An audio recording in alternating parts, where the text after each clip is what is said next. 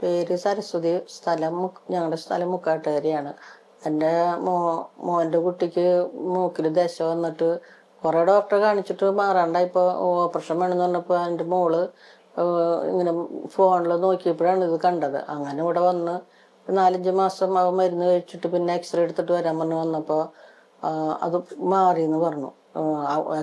X-ray എടുക്കണവരെന്നെ പറഞ്ഞു അവന് കുഴപ്പമില്ല, മാറിയെന്ന് പറഞ്ഞപ്പോൾ പിന്നെ അത് കഴിഞ്ഞിട്ട് എനിക്ക് തലവേദനയായിട്ട് ഞങ്ങൾ വീട്ടിൽ പോയപ്പോൾ ഭക്ഷണം ദഹിക്കാണ്ടാണ്. പിന്നെ എക്സ്റേ എടുത്തപ്പോൾ ഇവിടെ ആകെ നിറച്ച് കഫമാണ് എന്ന് പറഞ്ഞിട്ട് അത് മരുന്ന് കഴിച്ചപ്പോൾ 2 ദിവസം മരുന്ന് കഴിച്ചപ്പോൾ അവിടെ അഡ്മിറ്റ് ആവാനാണ് പറഞ്ഞത്. അപ്പോൾ അത് ചെയ്യാണ്ട് പോന്നിട്ട് മരുന്ന് കഴിച്ചപ്പോൾ അത് മാറി.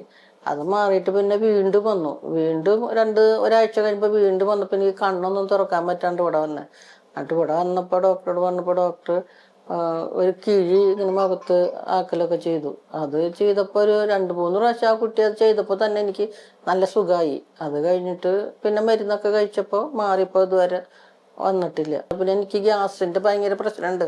10-36 കൊല്ലമായി ഞാൻ ഗ്യാസിൻ്റെ ഗുളിക സ്ഥിരം കഴിച്ചു തുടങ്ങിയിട്ട്. അപ്പോൾ വൈകുന്നേരം ആകുമ്പോഴേക്കും വയറ് വന്ന് വീർത്തുമുട്ടി ശ്വാസം മുട്ടണം പോലും.